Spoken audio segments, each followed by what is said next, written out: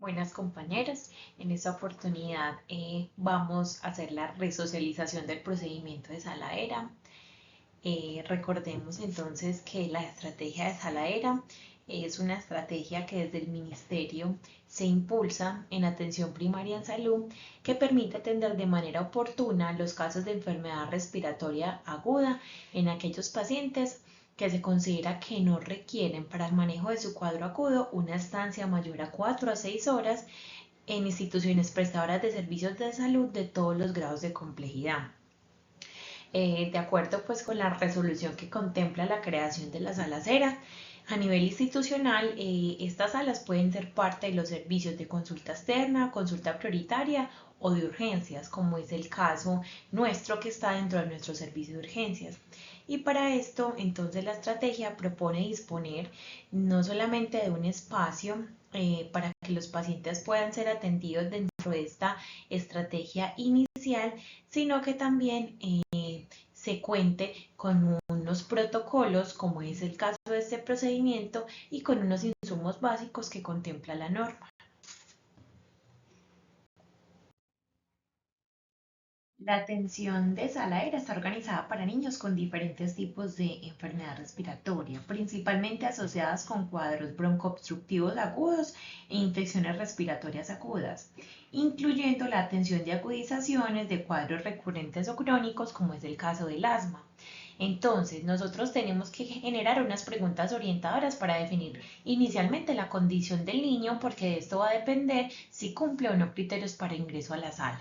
Entonces, primero, el niño que consulta al servicio de consulta prioritaria, consulta externa o al servicio de urgencias, nos preguntamos, ¿tiene tos o dificultad para respirar? Y tiene otros síntomas respiratorios como congestión nasal, dolor de oído, dolor de garganta. Recordar que es súper importante hacer esa verificación de la condición inicial en busca de signos generales de alarma y otras condiciones de riesgo, porque siempre que hayan signos generales de alarma, condiciones de riesgo o signos de enfermedad grave, será un criterio de exclusión para el ingreso a sala ERA, ya que sabemos que niños de estas condiciones no ingresarían a esta sala, que es solo para cuadros los que usted de entrada considera que va a haber una mejoría en pocas horas y que no va a requerir de alguna otra atención en mayores niveles de complejidad. Que puede pasar que inicialmente consideramos de un buen pronóstico el cuadro del niño y que se puede, digamos, empeorar durante el manejo, ¿cierto? Porque ya se puede ir deteriorando por ciertas condiciones y terminar en una hospitalización o en una remisión. Puede pasar, pero de entrada, si ya tenemos esa sospecha, pues era un niño que no ingrese a la sala. Entonces, para tener en cuenta qué niños con signos de enfermedad grave no ingresarían a la sala ERA. Entonces, todos aquellos menores de 3 meses que tengan intolerancia o rechazo a la vía oral, que tengan alteraciones del estado de conciencia, que los veamos somnolientos, que verifiquemos el tono muscular y haya hipotonía y hipertonía, que haya signos de dificultad respiratoria como tiraje, taquipnea, con signos de dificultad respiratoria, quejido, aleteo nasal, asincronía torácico abdominal o de saturación, que requiera de más de 1 litro de oxígeno por cánula nasal para mantener saturación adecuada, presencia de convulsiones o movimientos anormales en las últimas 72 horas, llanto inconsolable, apnea o pausas respiratorias o desaturación según altitud del nivel del mar, cianosis intralo generalizada o palidez extrema. Se debe verificar el llenado capilar y si este es un llenado lento, también sería indicación de que tiene signos de enfermedad grave y que no debe ingresar a la sala ERA. Fiebre o hipotermia cuantificada, en presencia de otros signos pues de enfermedad grave. Recordemos que en el menor de 3 meses la fiebre pues debe generar mucha alarma, por eso se consideraría un signo de enfermedad grave. Coloración o lesiones en piel tipo ictericia o aspecto moteado, lesiones como equimosis, petequias, pústulas, vesículas en la piel, secreción purulenta del ombligo, principalmente en los neonatos, distensión abdominal importante, deposiciones con sangre, y fontanela bombada deprimida o separación de las suturas. En enfermedad grave, entonces, Enfermedad grave en el mayor de 3 meses a 5 años, vamos a sospecharla en el niño con intolerancia o rechazo a la vía oral, alteración del estado de conciencia, signos de dificultad respiratoria, presencia de convulsiones o movimientos anormales en las últimas 72 horas, apnea o pausas respiratorias o desaturación según el altitud a nivel del mar, recordar que esta desaturación consideramos que no debe ser llevada a saladera cuando requiere de más de 1 litro de oxígeno para ser corregida, apneas o pausas respiratorias, cianosis o palidez extrema, y recordar verificar el llenado capilar, que es un signo bastante importante en el concepto también de una posible sepsis. Si ya descartamos en el niño estos signos de enfermedad grave, entonces vamos a hacernos una primera pregunta. ¿Tiene el niño tos o dificultad para respirar? Recordemos que dificultad para respirar es cualquier patrón anormal de respiración. Las madres los pueden describir de distintas maneras. Tal vez te digan que está respirando rápido, ruidoso, entrecortado o como con cansancio, ¿cierto? Somos nosotros los llamados a evaluar los signos como tal de dificultad respiratoria en presencia de tiraje, aleteo nasal, estridor, todo eso nos debe llamar la atención inmediatamente para clasificar la dificultad respiratoria del niño. Otra de las preguntas que nos debemos hacer es ¿hace cuánto tiempo el niño tiene los síntomas? El niño que ha tenido tos o dificultad para respirar por más de 21 días se considera que tiene una tos crónica. Puede tratarse de un signo de tuberculosis, asma, tosferina u otro problema. Se debe investigar cuidadosamente y asegurar un abordaje adecuado. En general, estos niños con cuadros crónicos probablemente vayan a requerir de paraclínicos, algunos otros estudios de extensión, lo que haría que no sean candidatos al ingreso a una sala aérea.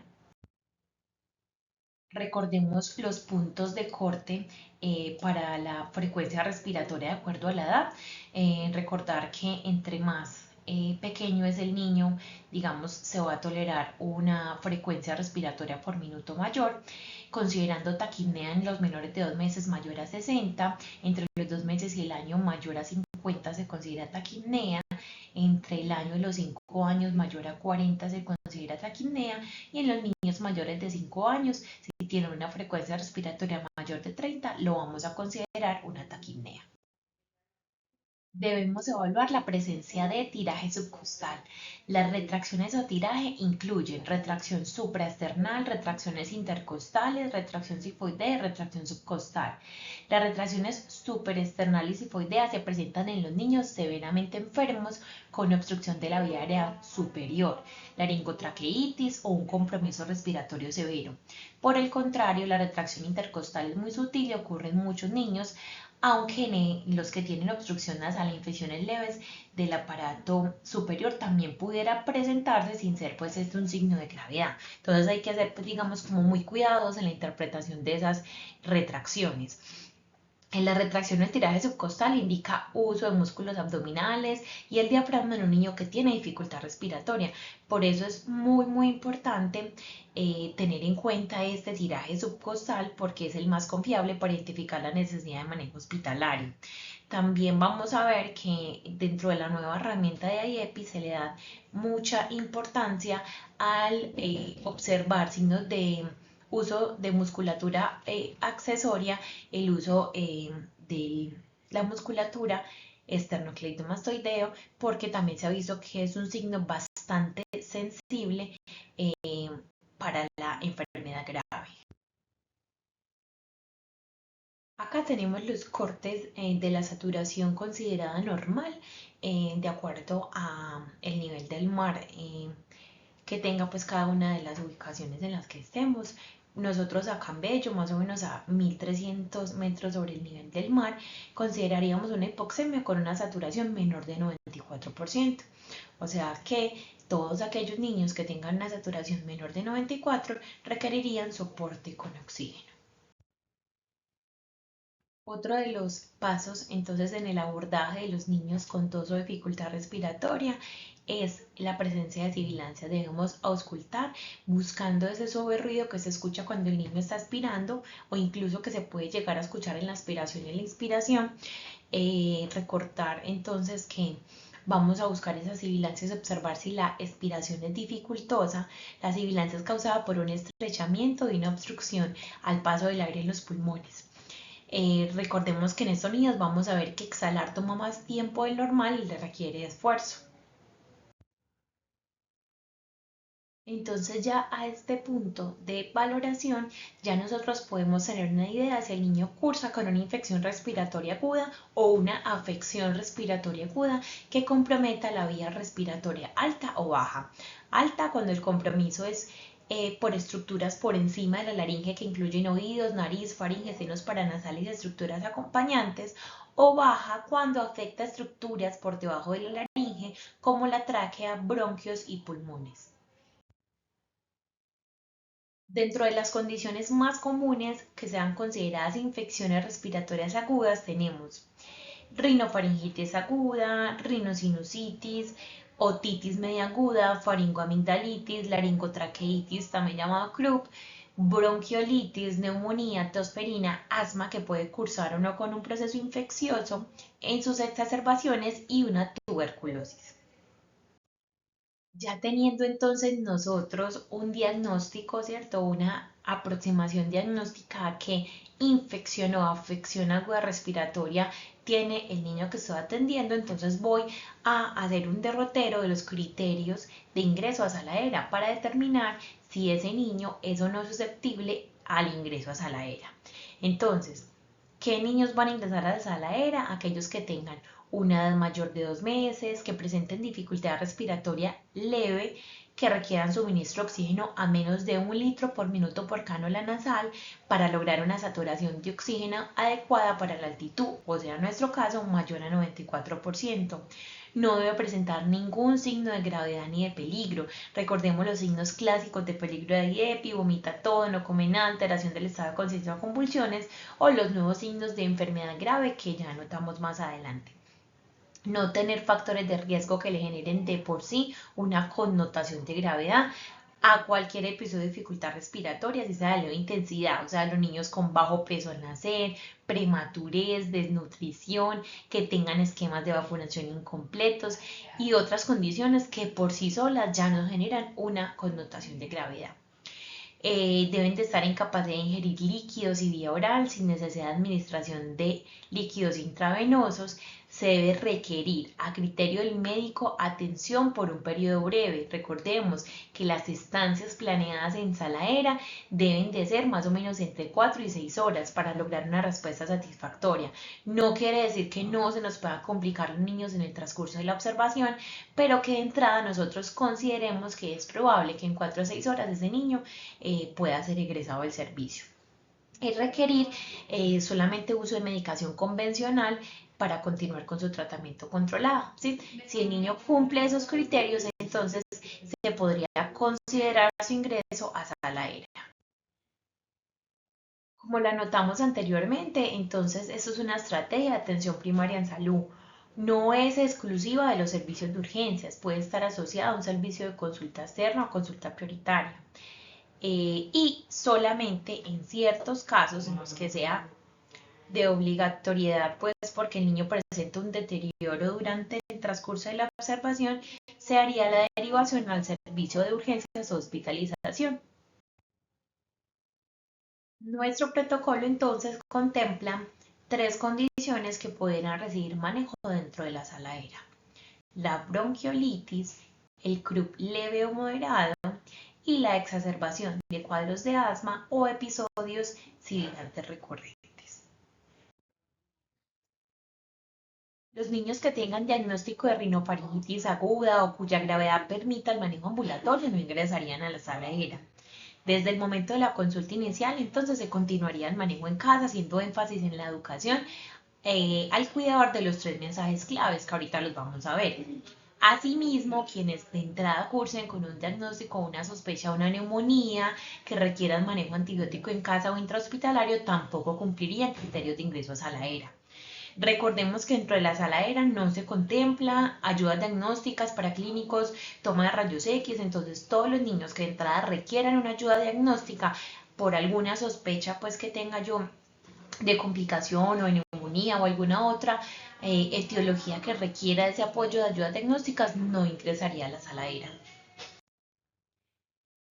Entonces, dentro de la saladera hay un procedimiento general, o sea, unas acciones que se llevan independiente de la etiología por la que el niño ingrese, debe de pasar como por todo este proceso, ¿cierto? Entonces, inicialmente hay una valoración por médico, eh, que es el que define el grado de severidad y si el niño cumple o no ingreso al saladera. Posteriormente, en algunos casos que cuenta con terapeuta respiratoria, en este caso pues que sería con un auxiliar de enfermería en nuestro caso, ellas deben de cumplir las órdenes médicas y diligenciar en los registros correspondientes, en este caso en la historia clínica, para hacer seguimiento del estado clínico del paciente y dar información al médico tratante cómo va siendo la evolución del niño. El médico revalora al niño y define cuál es el fin del caso. Entonces, si se va para continuar manejo ambulatorio, si debe pasar a observación de urgencias, si debe pasar a hospitalización o si requiere remisión a un mayor nivel de complejidad. El médico es el que completa la valoración integral del niño de acuerdo con la estrategia AIEPI. Recordemos que entonces ahí el auxiliar de enfermería lo que nos va a hacer es el apoyo en la administración del manejo de acuerdo a las órdenes médicas y nos hará el seguimiento del estado clínico del paciente mediante la toma de signos vitales y dando informe al médico de cómo va a evolucionar. Acá tenemos entonces un recorderis del procedimiento general en manejo de saladera. Entonces, inicialmente, el médico define que el niño cursa con un cuadro de dificultad respiratoria leve a moderada y da unas órdenes de manejo dentro de la sala. La enfermera, o en algunos casos que cuentan con terapeuta respiratoria, inicia el manejo ordenado por el médico, diligencia registro de evolución en la historia clínica con toma de signos vitales, informa al médico la evolución y el médico define la conducta a seguir. De acuerdo a la evolución del niño, entonces la conducta a seguir será manejo ambulatorio. Ese manejo ambulatorio contempla un seguimiento que puede ser telefónico o presencial, puede ser por parte del personal de auxiliar de enfermería o médico, en el que se debe registrar a las 48 horas, a los 7 días, ese niño cómo ha sido su evolución. O en los casos en los que veamos que el niño va a requerir de algo más de esas 6 horas de observación médica, entonces pasaría a la observación de urgencias, o que va a requerir hospitalización en la institución que inició la atención, por ejemplo en este caso nuestro servicio de hospitalización, porque va a requerir administración de algún tipo de medicamento o aún no se logra el desmonte del litro de oxígeno con el que estaba en la saladera. Después de las 6 horas, entonces pasaría el servicio de hospitalización. O si requiere remisión a una institución de nivel superior. Vamos a iniciar entonces a evaluar un poquito pues como esas 3 etiologías y cuadros clínicos que se pudieran presentar dentro de la saladera. Vamos a tomar algunos de los conceptos que se manejan en la nueva herramienta para la atención de la primera infancia, AIEPI. Bronquiolitis es definido desde esta estrategia como el primer episodio de sibilancias en un lactante menor de 2 años, precedido de un cuadro gripal de 2 a 3 días. Posteriormente aumentan los síntomas presentándose fiebre que usualmente es menor de 39, coriza, tos, respiración ruidosa, sibilancias, aunque estas no son un prerequisito para este diagnóstico. También pueden haber crépitos finos y dificultad respiratoria que es dada por el aumento de la frecuencia respiratoria, tiraje subcostal y asincronía torácico-abdominal. Dentro de la nueva estrategia IEPI hay unos signos que se consideran de bronquiolitis de alto riesgo. Entonces es muy importante que siempre que el niño tenga antecedentes de estos signos sea considerada una bronquiolitis de alto riesgo, lo que sin duda pues sería un criterio de exclusión para el ingreso a saladera. ¿En qué niños entonces vamos a considerar bronquiolitis de alto riesgo? Menores de 2 meses, prematuridad, niños que nacieron con un peso menor de 2000 gramos y que tienen menos de 6 meses. enfermedades congénitas cardiovasculares con repercusión clínica, displasia broncopulmonar, fibrosis quística, trastornos congénitos de las vías respiratorias inferiores, inmunodeficiencias, trasplantes, enfermedades congénitas con compromiso pulmonar o cardiovascular, enfermedad neurológica moderada grave, síndrome de Down, presencia de apneas o desnutrición aguda grave. Todos estos niños, independiente de si la dificultad respiratoria es leve o moderada, no cumplirían criterios para ingreso a sala aérea. Dentro de la herramienta IEPI entonces también nos presentan esta escala con la que podemos puntuar la gravedad, ¿cierto? Para hacer como más objetiva esa clasificación de gravedad del niño con bronquiolitis. Entonces aquí pues les queda como la escalita. Sabemos que es una puntuación de 0 a 4 es leve, de 5 a 8 moderada y más de 9 puntos sería una puntuación grave. Que en estos casos entonces no se consideraría que la sala aérea sería para el manejo de este niño. Acá entonces presentamos la clasificación de gravedad que nos presenta la estrategia IEPI. Nos dice que entonces una bronquiolitis leve es aquella que tiene una saturación adecuada del medio ambiente y tiene un puntaje en la escala de riesgo menor de 4. Estos niños, si consideramos que requieren algún tipo de manejo intrahospitalario, puede ser dado en una sala aérea, pensando pues en que su evolución va a ser favorable en unas 4 a 6 horas a lo sumo, o si de entrada consideramos que puede ser manejado ambulatoriamente, pues no ingresarían a la sala. El niño entonces con una bronquiolitis moderada, aquel que tiene más de 3 meses, pero es menor de 2 años, que tiene una saturación baja al aire ambiente, pero que requiere menos de 1 litro de oxígeno por cánula nasal para tener una saturación adecuada, y que el puntaje en las escalas de 5 a 8 pudiéramos considerar su manejo en la sala aérea si cumple con las otras condiciones de inclusión, y si consideramos que de entrada puede en 4 a 6 horas resolver el cuadro clínico y dar manejo ambulatorio posterior a esto. Ya en el niño con bronquiolitis grave, ¿cierto? Aquel que tiene signos de gravedad, entonces los que mencionamos es el listado que mencionamos, que tiene un puntaje en la escala de clasificación de riesgo mayor a 9, que tiene signos de alarma generales de los que mencionamos al inicio de la presentación, tiene un mal estado general, cursa con deshidratación, está haciendo apneas en la enfermedad actual o tiene una saturación baja al ambiente de acuerdo con la altura, que requiere más de 1 litro de oxígeno para alcanzar la saturación adecuada para el nivel del mar, entonces ese niño no cumpliría criterios para ingreso a sala aérea, inmediatamente debería ser derivado al servicio de observación u hospitalización. Entonces el niño que cumple criterios de bronquiolitis leve o moderada y que considere su ingreso a la sala aérea, le voy a hacer unas medidas iniciales, el manejo de la fiebre con antipiréticos orales, recordar que se va a preferir una posición de sentado semisentado, evitando al máximo estar acostado.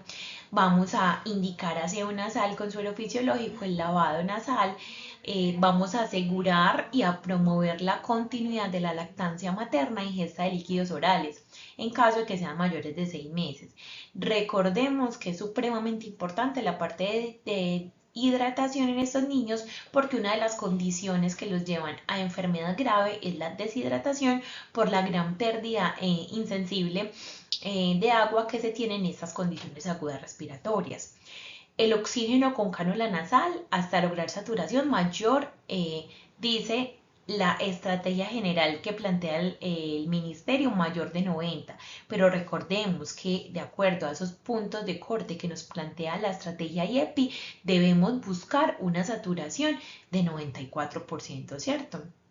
El seguimiento cuidadoso de los signos que hacen parte del puntaje clínico para evaluación de estos casos, como son la frecuencia respiratoria, la intensidad de los tirajes, signos auscultatorios, la oximetría y la frecuencia cardíaca. Ya el manejo específico de la bronquiolitis se haría de acuerdo a los antecedentes del niño. Entonces, si es un niño mayor de 6 meses y existe el antecedente personal de atopia o de asma en primer grado de consanguinidad, padre o madre, Se debe considerar el uso de betados agonistas inhalados, salbutamol inhalador de dosis medida como terapia de prueba, así. 3 a 4 inhalaciones cada 10 minutos en 60 minutos, 3 veces. 3 a 4 inhalaciones cada 20 minutos en 60 minutos, 3 veces. Y 3 a 4 inhalaciones cada 60 minutos en 3 horas. ¿Esto para qué? Entonces, para hacer un esquema broncodilatador y evaluar si existe respuesta broncodilatadora. Después de cada ciclo de inhalador, revalorar signos de mejoría. Una vez transcurridas 2 horas de tratamiento, se debe evaluar si hay respuesta terapéutica que debe ser satisfactoria, entonces ya completaríamos el esquema como lo anotamos. Si han transcurrido 2 horas y hay antes deterioro de los signos de dificultad respiratoria, se decide que el manejo debe ser intrahospitalario y el manejo se definirá de acuerdo con la guía de manejo clínica respectiva. Se debe contemplar entonces un tiempo de manejo máximo en 6 horas en la totalidad de la atención.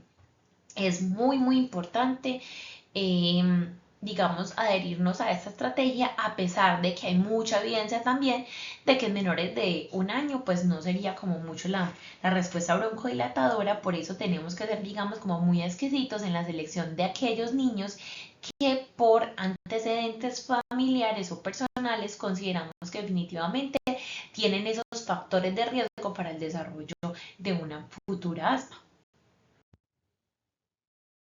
Otra de las condiciones clínicas que pudieran ser manejadas dentro de la estrategia de sala aérea es el croup leve o moderado.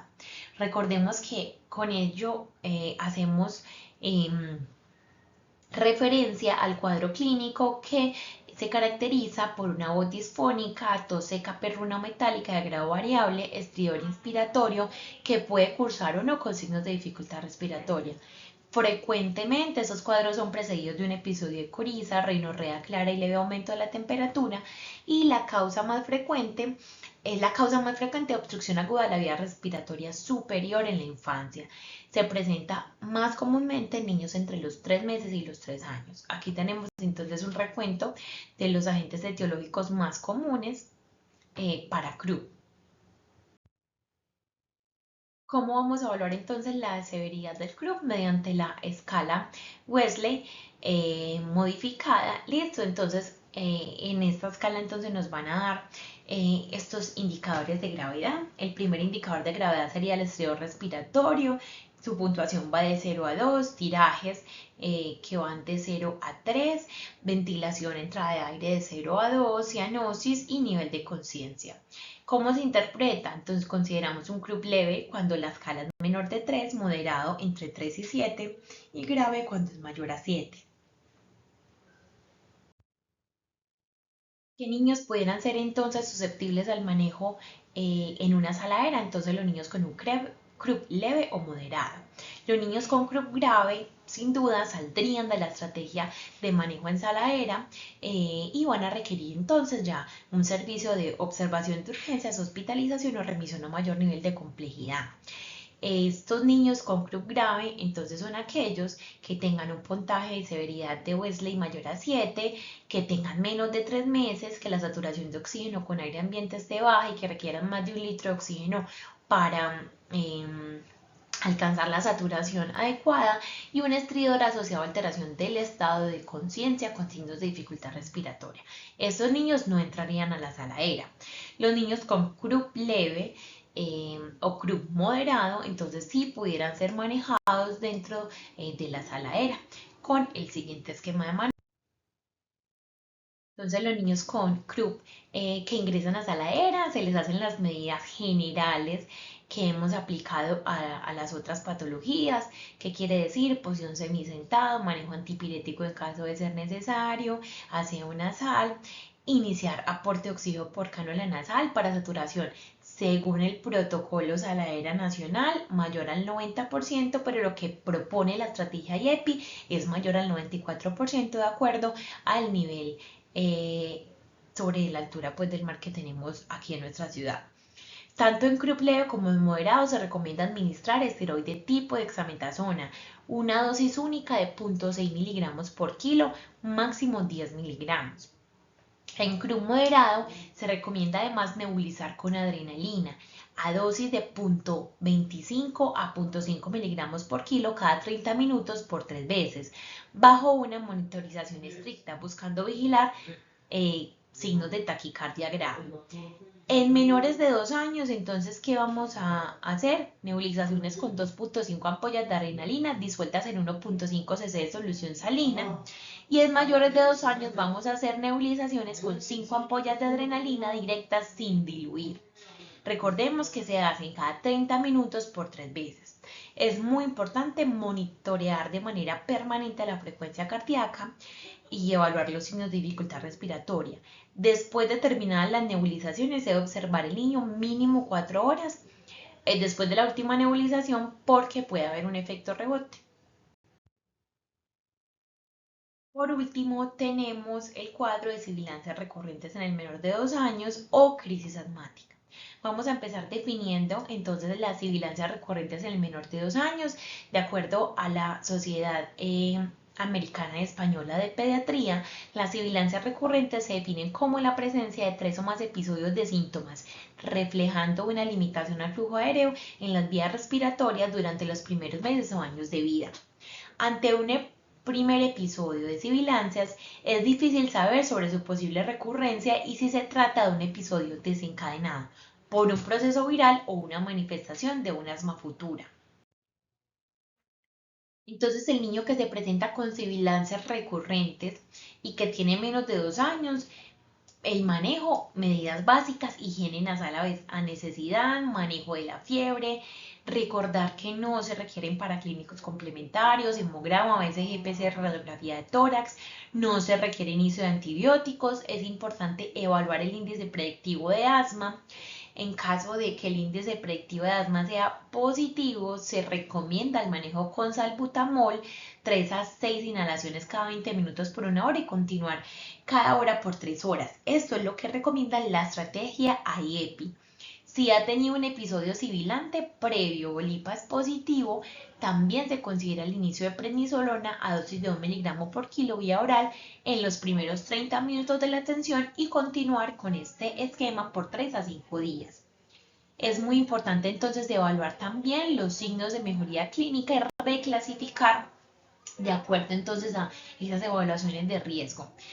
Y la estrategia IEPI nos recomienda el manejo en salacera si el niño es mayor de 2 meses, si se cuenta con la disponibilidad de saladera en la institución y si tiene solo signos de dificultad respiratoria leve. Ya hablando de asma, entonces recordemos que se trata de una enfermedad inflamatoria crónica de las vías respiratorias en cuya patogenia intervienen diversas células y mediadores de la inflamación. Está condicionada por factores genéticos y una hiperrespuesta bronquial y una obstrucción variable del flujo aéreo, total o parcialmente reversible, ya sea por la acción de medicamentos o espontáneamente. Recordar que para el diagnóstico de mayores de 5 años se puede hacer uso de pruebas de función pulmonar como la espirometría pre y postbroncodilatador que nos puede ayudar a confirmar el diagnóstico. Sin embargo, un resultado normal de esta espirometría cuando el niño está asintomático no va a excluir el diagnóstico. En los niños menores de 5 años, una herramienta que puede ser muy útil para la evaluación funcional es la oscilometría de impulso pre y postbroncodilatador. Entonces, como en el asma, el diagnóstico es muy clínico, ¿cierto? Porque en los niños menores es muy difícil hacer uso pues, de las pruebas de función pulmonar. Es muy importante y toma protagonismo el IPA, ¿cierto? El índice de predicción de asma. ¿Qué nos dice este índice? Entonces, si hay 3 o más episodios de sibilancias de más de un día de duración en el último año, con alteración del sueño, más un criterio mayor de IPA o 2 criterios menores, podríamos estar considerando un diagnóstico de asma. Recordar que el IPA positivo genera una alta probabilidad de asma en edad escolar, más 3 episodios recurrentes de sibilancias, como dijimos, que hayan tenido más de 24 horas de duración y al menos uno haya sido confirmado por un médico. Esto hasta los 3 años y que tengan los criterios. Criterios mayores entonces es tener uno de los 2 padres con asma y cursar con una dermatitis atópica. Y criterios menores está el diagnóstico médico de rinitis alérgica, sibilancias no relacionadas a infecciones virales y eosinofilia periférica igual o mayor a 4%. Un criterio mayor o dos criterios menores entonces apoyarían el diagnóstico de asma. Entonces, la historia clínica y el examen físico nos permiten clasificar la probabilidad de presentar asma en un paciente. Entonces, alta probabilidad, que se recomienda en estos casos iniciar tratamiento de prueba con esteroide inhalado, evaluar la respuesta clínica al tratamiento y realizar estudios complementarios en aquellos en los que nos puedan ser de confiabilidad. La probabilidad intermedia entonces son aquellos niños menores de 4 a 5 años en los que en la primera consulta no hay suficientes elementos para hacer un diagnóstico de asma y no existe un indicador que oriente a la presencia de un diagnóstico alternativo. En ellos se sugiere realizar un tratamiento de prueba de evaluar respuesta. En los mayores de 5 años, si no hay respuesta clínica al tratamiento o el diagnóstico es incierto, se debe considerar el uso de pruebas de función pulmonar como la espirometría pre y postbroncodilatador y una prueba de reversibilidad de la vía aérea. En baja probabilidad, entonces siempre busquemos otro diagnóstico. En este caso no sería necesario hacer un tratamiento pues, de prueba. Entonces, si tengo el niño con diagnóstico de asma por IPA o con una alta probabilidad de asma, de acuerdo pues a eso que acabamos de mirar, y se me presenta con un cuadro de exacerbación, ¿cierto? Y los síntomas empeoraron durante las últimas horas o días, asociados o no a cuadros respiratorios agudos, ¿cierto? Que me sugieran infección. Recordemos que si sospecho que puede estar cursando con un cuadro infeccioso tipo neumonía, no ingresaría a la sala aérea porque me va a requerir de estudios paraclínicos, pero si no sospecho pues que tenga alguna otra morbilidad asociada que requiera de otras acciones médicas, entonces lo pudiera considerar el ingreso a la sala aérea y muy importante para ello determinar la severidad de la crisis de asma. Entonces recordemos que en este caso usaríamos esta escala de severidad en la que va a evaluar varios signos, sibilancias, ¿cierto? Que van de 0 leves a severas, trabajo respiratorio que también va de 0 a 2 severo y la prolongación de la expiración. Una puntuación entonces total de 0 a 6, ¿cierto? Sería la puntuación de la escala y se considera que se puede manejar de manera ambulatoria aquellos que tengan de 0 a 2 puntos y se considera una exacerbación grave que pueda llegar a necesitar admisión a una unidad de cuidados intensivos de 3 en mayor a 3 a 6 puntos. Recordar que entonces en estos casos no tendría indicación de ingreso a la sala aérea. Para la valoración clínica de las crisis de asma, podemos entonces usar el Pulmonary Score, que es como de los más conocidos pues, en la práctica día a día médica, ¿cierto? Recordemos que este nos va a puntuar la frecuencia respiratoria de acuerdo a la edad del niño. La sibilancia es el uso de músculos accesorios, como habíamos dicho inicialmente, se enfoca mucho en el uso del esternocleidomastoideo porque este se ha asociado a una mayor pues como predicción de la gravedad de la crisis, ¿cierto? Realmente se ha correlacionado muy bien con el grado de obstrucción, el uso de este músculo. Entonces este es el que se evalúa pues como en esta escala. Recordar que se considera una crisis leve de 0 a 3 puntos, moderada de 4 a 6 puntos y grave de 7 a 9 puntos. Solamente aquellas consideradas crisis leve y moderadas pudieran ser manejadas en la sala aérea. Pero aquellos pacientes con crisis graves que van a requerir incluso administración de otras estrategias de medicamento farmacológico intravenoso, pues no tendrían criterio de ingreso a la sala aérea. Entonces, ¿qué nos dice la estrategia IEPI? La estrategia IEPI nos dice que en todos estos niños que tengan una crisis de asma severa, entonces vamos a iniciar remisión en estos niños, por lo tanto no ingresarían a la sala aérea, el suministro de oxígeno, la administración de broncodilatadores sean nebulizados o inhalados y ya también apropiándonos de otras guías internacionales, el uso también entonces del sulfato de magnesio, del esteroide, sería pues necesario en estos casos. En las crisis moderadas, entonces muy importante, el manejo base sería eh, en una saladera. Mire que aquí podemos considerar el manejo en saladera, si es mayor de 6 meses, tiene dificultad respiratoria leve, o si ya considero mejor la sala de observación porque creo que ese niño se va a demorar más tiempo en salirme pues como de esa crisis, suministrar oxígeno y administrar el broncodilatador de corta acción más el corticoide sistémico. Recordemos que en la saladera tendríamos la disponibilidad de la administración de prednisolona. Muy importante, entonces lo que les decía ahora, mantener un buen estado de hidratación, promover la lactancia materna o la ingesta de líquidos. En exacerbación leve del asma, entonces voy a definir si lo manejo en una saladera o incluso puedo considerar un manejo ambulatorio. Muy importante entonces el esquema que nos propone de broncodilatador inhalado, 3 a 4 inhalaciones cada 2 horas por 6 horas, cada 4 horas por 2 días y 3 a 4 inhalaciones cada 6 horas hasta la resolución de los síntomas respiratorios de la exacerbación. Esto para el manejo continuo en casa, ¿cierto? De la exacerbación. Ya si yo considero el inicio del manejo dentro de la saladera, la recomendación de nuestro protocolo es la siguiente.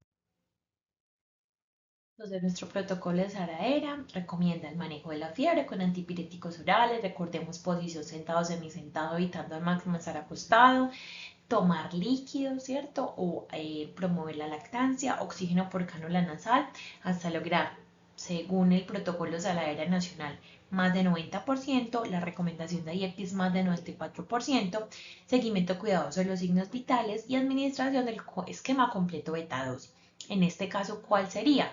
3 a 4 inhalaciones cada 10 minutos en 60 minutos, 3 a 4 inhalaciones cada 20 minutos en 60 minutos y 3 a 4 inhalaciones cada 60 minutos en 3 horas. Administrar esteroides orales tipo prednisolona a dosis de 2 miligramos por kilo día en pacientes que lleven más de 4 horas de síntomas. Educación a la madre y cuidador sobre los 3 mensajes básicos que ya vamos a ver y recordar que el máximo de manejo es por 6 horas. Cuando ya decido dar el alta al niño, entonces, muy importante, la educación. Recordar, educar sobre los cuidados en casa, cómo evito que el niño me vuelva a llegar a una condición así de enfermedad respiratoria y cuándo debo reconsultar a un centro de salud porque me presenta signos de deterioro o signos de alarma. Estos son los 3 mensajes básicos que se deben de llevar. En nuestra saladera disponemos de un plegable en el que se diligencian y se explican en un lenguaje claro esos 3 mensajes. Entonces, ¿cómo evito que un niño o adulto mayor se enferme? Mantener esquema de vacunación completo, intensificar lavado de manos con agua y jabón, evitar contacto con personas que tengan infecciones respiratorias agudas, estornudar y toser siempre sobre el ángulo interno del brazo, uso de tapabocas en niños mayores de 3 años, algunos dicen incluso que a partir de los 2 años, y los adultos, evitar presencia de humo al interior del lugar donde el niño permanece, que sea un lugar ventilado, iluminado y con buena limpieza, evitar cambios bruscos de temperatura, promover lactancia materna exclusiva en menores de 6 meses y promover que esa lactancia se extienda hasta los 2 años porque sabemos que es un factor inmunológico protector.